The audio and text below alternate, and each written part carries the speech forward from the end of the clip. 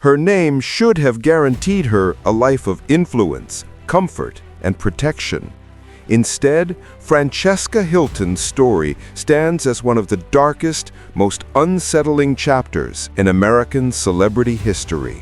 She was born into two dynasties, the Hilton Empire and the infamous Gabor family, yet lived and died in the shadows, surrounded by allegations, family warfare, and devastating neglect.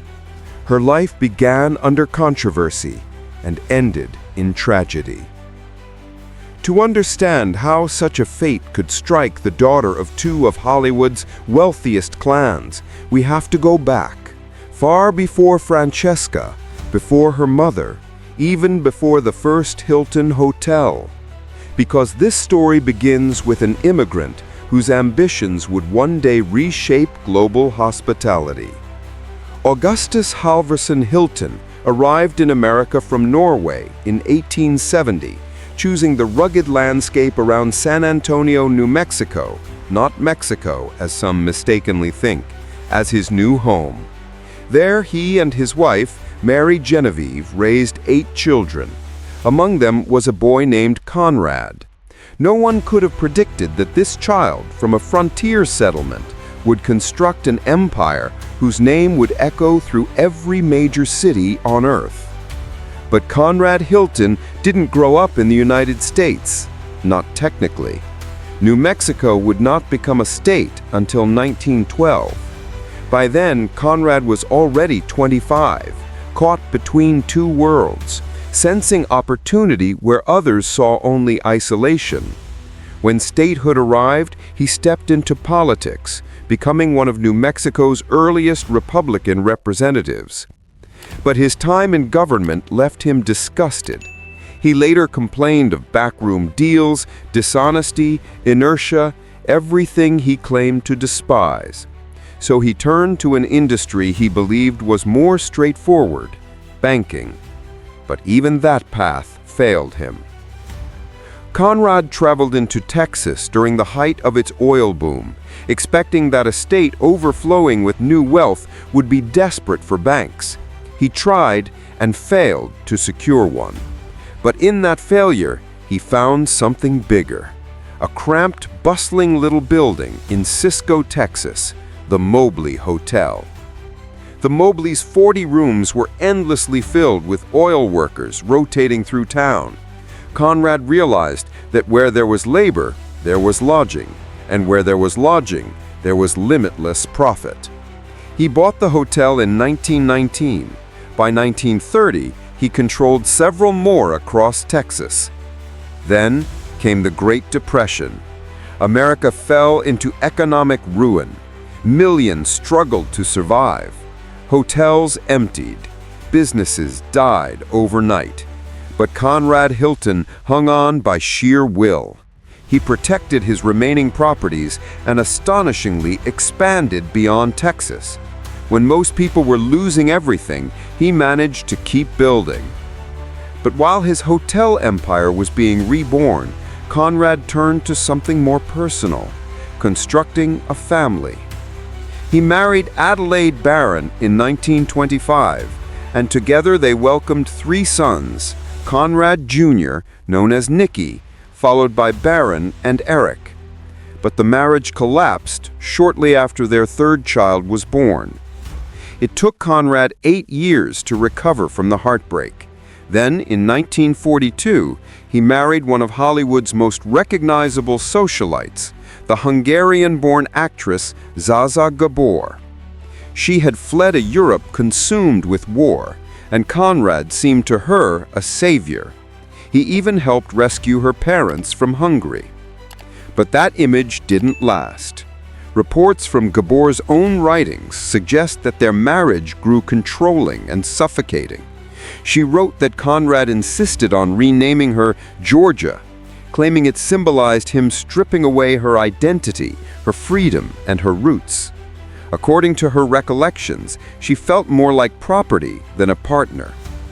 Her relationship fractured quickly, and before the divorce was finalized, Gabor gave birth to their only child, Francesca.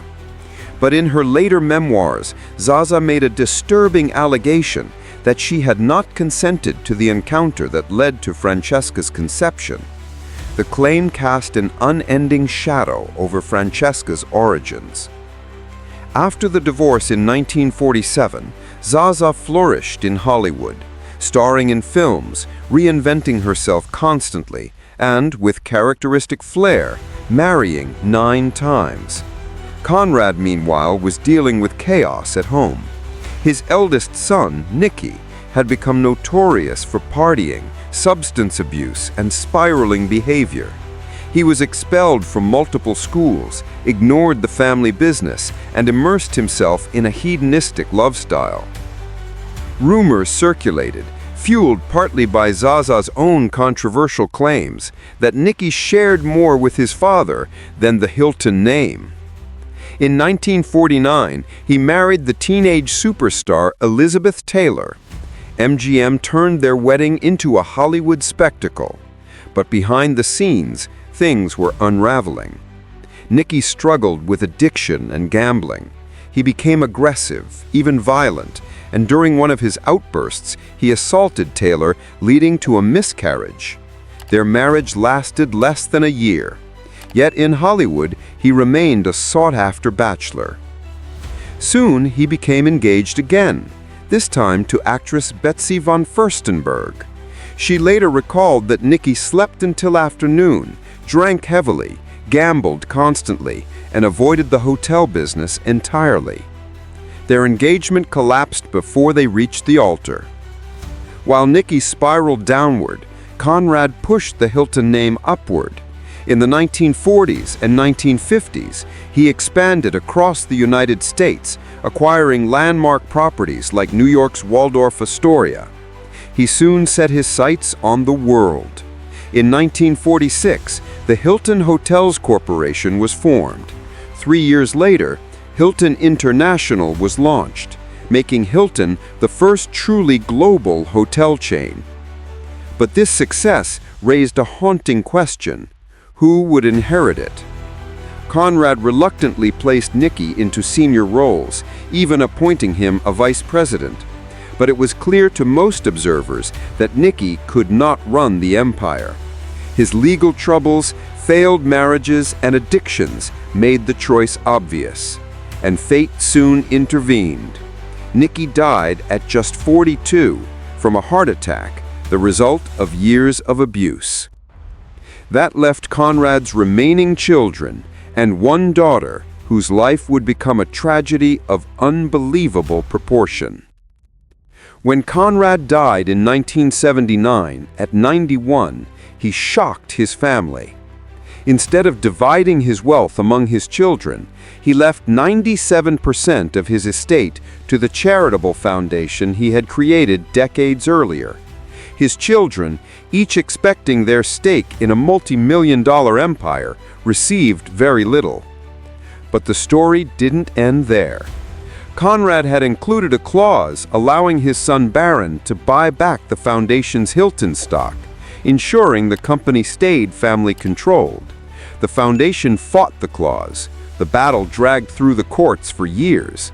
Ultimately, Baron prevailed, and by the time the shares were released, they had quadrupled in value. But not everyone received so fortunate a turn. Francesca, Conrad's only daughter with Zaza Gabor, was left just $100,000. Despite being the child of 2 wealthy families, her inheritance was almost symbolic. She felt deeply wronged and challenged the will, but she lost. She was forced to accept the original amount, marking the beginning of a long decline.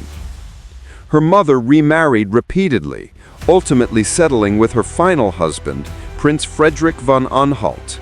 But as Zaza aged and grew frail following a devastating car accident in 2002, Frederick gained increasing control over her life.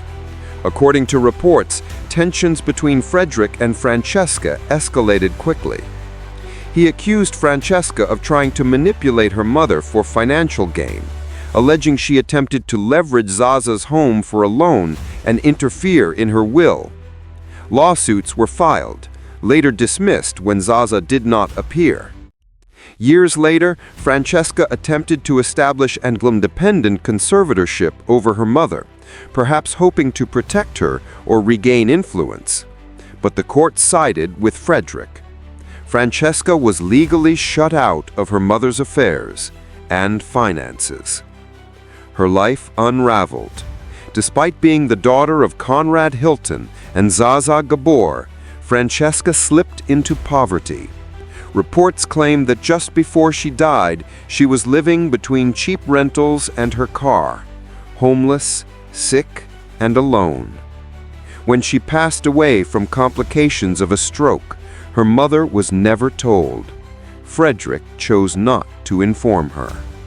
Meanwhile, the rest of the Hilton lineage moved on, wealthy, powerful, and largely untouched by the suffering of the family's forgotten daughter. Baron Hilton built a stable life, raised 8 children, and helped solidify Hilton's legacy.